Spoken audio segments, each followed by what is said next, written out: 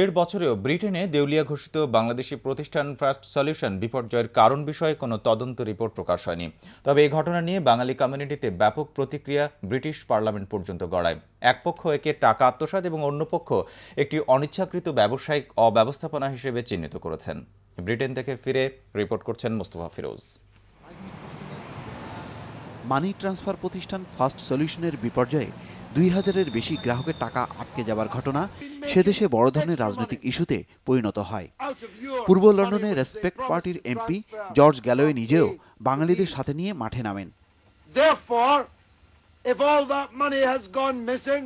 আর বাংলাভাষী দুটি টেলিভিশন সহ অন্যান্য পত্রপত্রিকা ফলাও করে এ বিষয়ে নানামুখী খবর প্রকাশ করতে থাকে। তারা তাদের স্টেটমেন্ট অনুযায়ী তারা বলতেছে আমরা ডলার কিনেছি, ডলার ফল করছে, তাই আমরা লস। আমরা মানে পাবলিকরা এগ্রি না। পাবলিকরা বলতেছে আই এম পেইড, আমি তোমাকে কমিশন দিয়েছি, কমিশন দিলে তো তোমার ইনভেস্টমেন্টের জন্য দেয় না। আমি যদি কমিশন না দিতাম তোমাকে বলতাম ইনভেস্ট করো, লাভ হইলে দিও, লুসকান হইলে আমার, তা তো না। তুমি পুরো টাকাই নিয়ে গায়েব। আলটিমেটলি ক্রেডিটার্স যে কমিটি করা হয়েছে বা তারা কিন্তু হইচই করেছে, আন্দোলন করেছে, কিন্তু টাকাটা ফেরত তারা পায়নি এইসব প্রক্রিয়ার মাধ্যমে। বিগত এক বছর আগে আমরা কি দেখেছি যে এই ব্যবসা প্রতিষ্ঠানকে ইনস্টেড অফ হেল্পিং দেম আমরা অনেকেই কিন্তু প্রথমেই তাদেরকে দেউলিয়া হওয়ার আগেই আমরাই নিজেরাই তাদেরকে দেউলিয়া ঘোষণা করে দিচ্ছি। বুক বাঁধিয়া কাছে বৈশা। ব্যাপক ক্ষোভ বিক্ষোভ আর প্রচারণার মুখে স্থানীয় মিডিয়ার একসময়ের জনপ্রিয় মুখ ফার্স্ট সলিউশনের প্রধান উদ্যোক্তা ডাক্তার ফজল মাহমুদ মুহূর্তে পরিণত হন খলনায়কে।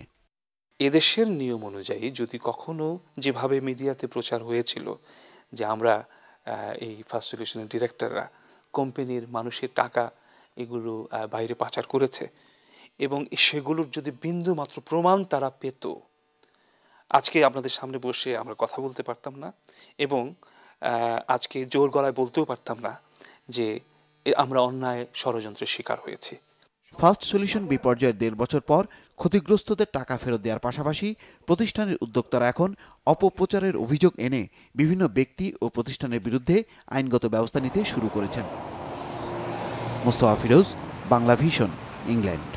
দেউলিয়া ঘোষিত ব্রিটেনের বাংলাদেশি মানি ট্রান্সফার প্রতিষ্ঠান ফার্স্ট সলিউশনে যাত্রা শুরু হয়েছিল অনেকটা স্বপ্নের মতোই। প্রতিষ্ঠার ৩ বছরের মাথায় এই প্রতিষ্ঠান ব্রিটেন থেকে বৈধ পথে বাংলাদেশে প্রায় ১,০০০ কোটি টাকা পাঠিয়েছে। এত সমৃদ্ধির পরও রাতারাতি ধসে পড়ে ফার্স্ট সলিউশন। কেন এবং কিভাবে প্রতিষ্ঠানটি এই বিপর্যয়ের মধ্যে পড়ল সে খবর ব্রিটেন থেকে ফিরে জানাচ্ছেন মোস্তফা ফিরোজ। ২০০৪ সালের মাঝামাঝি ফার্স্ট সলিউশন যাত্রা শুরু করে ৩ বছরের মধ্যে ব্রিটেনের গণ্ডি ছাড়িয়ে গোটা ইউরোপ এবং মধ্যপ্রাচ্যে তার ৫০টি শাখা প্রশাখা ছড়িয়ে পড়ে। কিন্তু প্রতিষ্ঠানের আধুনিক আর্থিক ব্যবস্থাপনার অভাবে বিপুল অর্থ লেনদেন অনিয়ন্ত্রিত হয়ে পড়লে লোকসান বাড়তে থাকে।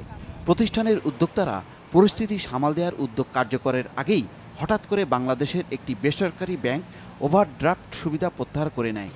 একই সাথে স্থানীয় একটি টিভি চ্যানেল প্রতিষ্ঠানটি দেউলিয়া হয়ে গেছে বলে খবর প্রচার করলে গ্রাহকদের মধ্যে ছড়িয়ে পড়ে আতঙ্ক। একযোগে সবাই টাকা ফেরতে দাবি জানালে চূড়ান্ত বিপর্যয়ের মধ্যে পড়ে ফার্স্ট সলিউশন। অনেক এজেন্ট আপনার অর্ডার দিত কিন্তু টাইমলি ব্যাংকিং করতো না।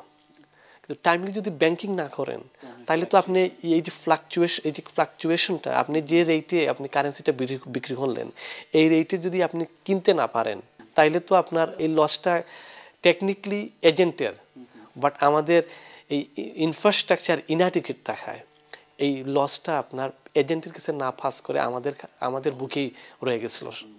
ব্রিটেনের প্রবাসী বাংলাদেশি ব্যবসায়ীরাও ফার্স্ট সলিউশন বিপর্যয়ের পেছনে ব্যবসায়িক অদূরদর্শিতাকে দায়ী করেছেন। কাস্টমার বেস এত বড় হয়ে গেছিল যে ওটা ওদের যে এবিলিটি দিয়ে ওটাকে ধরে রাখতে পারে নাই, যার ফলে ওই ক্রাইসিসটা হয়েছিল। আমি ফার্স্ট সলিউশনের প্রায় ৪০ লাখ টাকার মতন আমি ভিকটিম, 1/3 আমি অলরেডি পেয়ে গেছি। আমি স্টিম ব্রিজকে বলছিলাম তোমরা একটা কোম্পানি যদি দেশে বাস্ট হয় এটা ইউজুয়াল, তোমরা চেষ্টা করো ইনজেক্ট করার জন্য। ফার্স্ট সলিউশনরে তোমরা 2 মিলিয়ন পাউন্ড ইনজেক্ট কেন করলে না? ইনজেক্ট যদি তোমরা করতে পারতাম, people like 2000 people like me, we could survive. We are all British, we are tax payer in this country. বৈধ পথে দেশে টাকা পাঠানোর এই প্রতিষ্ঠানটি বন্ধ হয়ে যাওয়ায় ২,০০০-এরও বেশি গ্রাহক সাময়িকভাবে ক্ষতিগ্রস্ত হওয়া ছাড়াও স্থায়ীভাবে ২০০-র বেশি কর্মী বেকার হয়ে পড়েন। Mostafa Firoz, Bangla vision, England.